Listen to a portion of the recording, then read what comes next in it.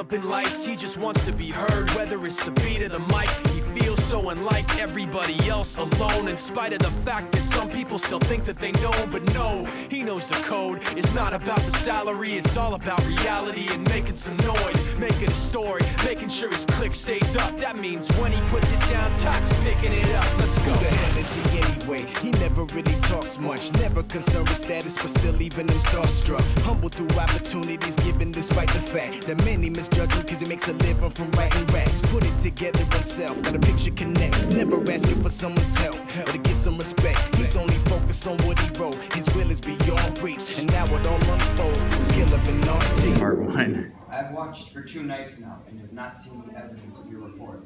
When was the last time she sleepwalked? Since her husband, El Presidente, went to battle, Marta has gotten dressed, taken the paper, written on it, sealed it, and returned to bed, completely asleep and unconscious. Very interesting. Acting as if awake while sleeping is a sign of a greatly bothered mind. Besides sleepwalking, what have you heard Marta say? I will not say it aloud. You can tell me. It may be important for treating her. I will not tell you or anyone, for I have no witness to confirm what I said. Scene 1, Part 2. Here she is. She is up, yet completely asleep. Watch her, but don't let her see you. Did she come with that light? Yes, she has a light by her side for fear of the dark.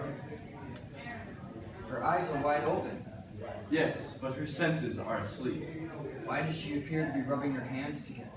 This is typical of her, to be washing her hands. She does this sometimes for 15 minutes. Wait, where did she go? A spot. A spot. Here is a spot. Be gone, accursed spot. I will write down what she says to keep a record. Off, damn spot. Out, I say. 1, 2, nonsense. You are a soldier. Why should we be afraid? Why should we worry, for no one knows of our guilt? But who would have thought so much blood would be involved? Did you hear that? Where are the ones who stood in our way now? Will my hands ever be clean of this guilt? No more husband. Everything will be ruined by me acting like this. We have heard something we shouldn't have. She speaks of her and her husband's sins. I'm certain that only heaven knows what secret she holds. The smell of blood is still here. All the perfumes of the land couldn't drown out the smell of this blood. Her heart carries the heavy burden of guilt. I would not want her guilt in exchange for being the president's wife. Well. We can only hope for the best. Her disease is truly out of my ability to cure. I have, however, known people to sleepwalk who were guilty of nothing. Wash your hands, get ready for bed. Don't look so pale. Our enemies are dead. They can't come back. Is that true? To bed. Someone is knocking at the door. Give me your hand. What is already done cannot be undone.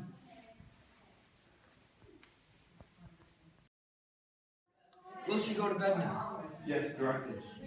Rumors of evil deeds are circulating. People with guilty minds will only confess secrets in their sleep. She needs God more than a doctor. She has amazed my eyes. I have an inclination, but I dare not speak out against the president himself. Sí, buenas noches, sir. Buenas noches. Scene 2, Part 1. The Cuban rebels are here, led by Fidel Castro, his Uncle Sal, and the good Che Guevara. Revolt burns deep in the heart. They have experience will make any man want to fight.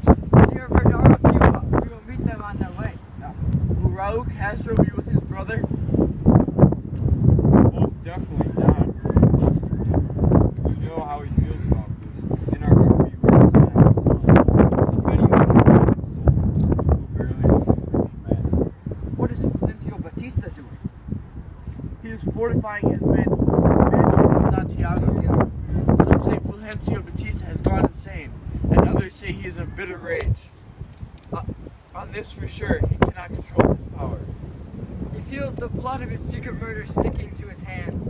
As rebel armies fight against him every minute, his soldiers don't fight because they love him. He seems too small to be a dictator, like he's wearing robes meant for a giant. Who can blame him for acting this way, when inside he condemns himself? for all the things he has done. Let's keep moving and give our loyalty to someone who really deserves it. We will meet Fidel Castro, the one who can cure our sick country. Fidel needs our blood to drown out the weeds and take back Cuba. To Varadero we march. Onward. Scene 3, Part 1. Tell me nothing more. Let the traitors go. Until the walls of my mansion are breached, I have nothing to fear. Was Che Guevara not born of a woman? The all-knowing spirits told me this during a dream. But no one born of a woman will ever have power over me. Leave the traitors to side with the rebels. My mind will never fear the enemy. Why do you look so frightened, fool? There are 10,000, sir. 10,000 what? Geese? Soldiers, sir. Go cover your face to hide your fear. Fool, get out of sight. Salvino, Salvino! This battle will decide my fate. I will never experience the joys of growing old. The feuds I have started, I would gladly end, but I will never be able to. Salvino! Yes, sir. Is there more news? There is no more news, only what we already know. I fight until the end. Get me my weapon. Are you insane? Why do you need your weapon? We have much more time. Give me my weapon! Yes, sir. Send out more scouts. Kill all those who look afraid. How's Marta? She is deeply troubled. She must cure herself. Can't you cure her with some medicine? Lift the heavy weight off her chest. If you can, diagnose our country and bring it back. I will praise you forever. What can cure Cuba of the revolutionaries? The only possible way is through war. I will not be afraid until the enemy has entered the walls of the palace. I wish I were far away from this wretched place. It's like 20 or something. All right. I hope we can restore peace to Cuba. There is no doubt in my mind. What is that huge palace over there in the distance? That palace is the presidential palace. Now put on your disguises so we can get closer without being noticed. Good idea.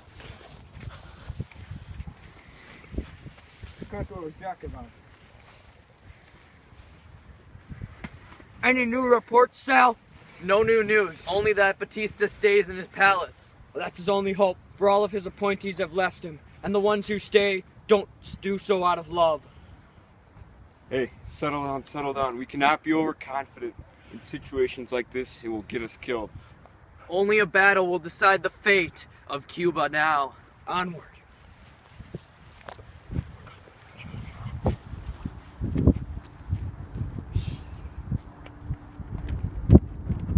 Part 1. Secure the palace. No one gets in or out. Leave them outside until they all die of starvation. Squaw! What was that? That was the cry of a woman. I'll check it out. I've nearly lost all feelings of fear. Even a year ago, the sound of a scream in the night would have made my blood run cold. Because of the things I have seen and done, it has no effect. That was the cry of your wife, sir. She is dead. She should have waited to die until after the battle. I have no time to mourn her. Now I must prepare. Tomorrow, tomorrow, tomorrow. Life is but an illusion with no true meaning. Tell me quickly. Dictator Bautista, I have something to say, but I don't know how to say it. Cut the chit-chat and just tell it. As I stood watching, it appeared to me that the rebels had stuck past the palace walls. That's not possible. The security was tripled. If I'm lying, let God strike me down, but within our palace walls, we have the enemy. If you are lying, you will be executed in the most gruesome way possible. The false words of power have steered me wrong. If what you said is true, we have no chance. I am beginning to see no point in living. Everyone prepare for battle. At least we can die in battle.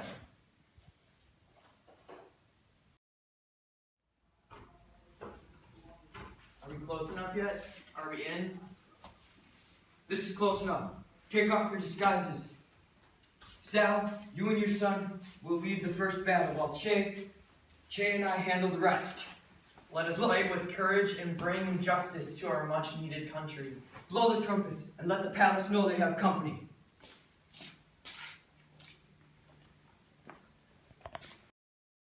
Part 1. I am hopeless, like a fish struggling to find water in the middle of a desert. Was he not born of a woman? Who are you? You would be too afraid to hear my name. I wouldn't be afraid, even if you were the devil himself. Yo soy Fulgencio Batista. There is not a name I hate more on earth. There is none more fearful.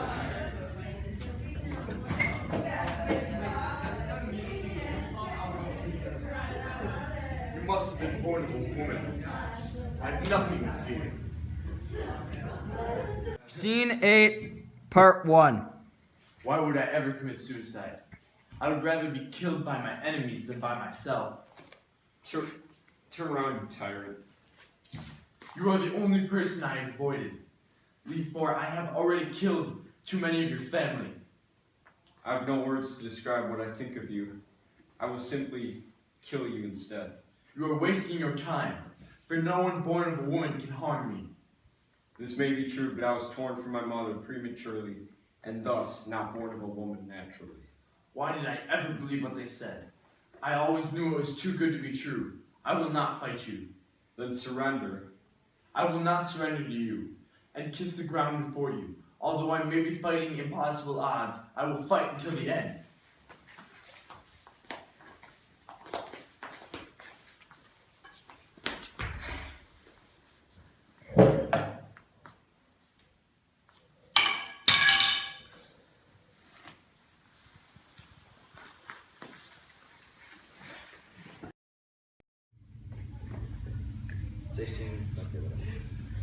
I wish everyone could have survived this battle. In all battles, people die, but it appears we took less of the loss. Where's Che and Hovind Seward? Your son has died. In the most honorable of ways, though, sir. He was stabbed in the front. He is God's soldier now. I could never ask for a more noble son. He is worthy of mourning. No, he isn't. There's no need to mourn him, for I know he is with the Lord. Wait, who is that? Ah, it's Che, with Batista's body. All hail, leader of Cuba. We are free from this tyranny. All hail, leader of Cuba. All hail, leader of Cuba. All of you will be rewarded for your great service. We must now bring home all of our exiled friends who fled from Batista's rule. The dictator's wife committed suicide, so we no longer have to fear her either. Let God guide us to do the right decisions and to bring Cuba back to its former glory. Everyone come to my induction at Havana.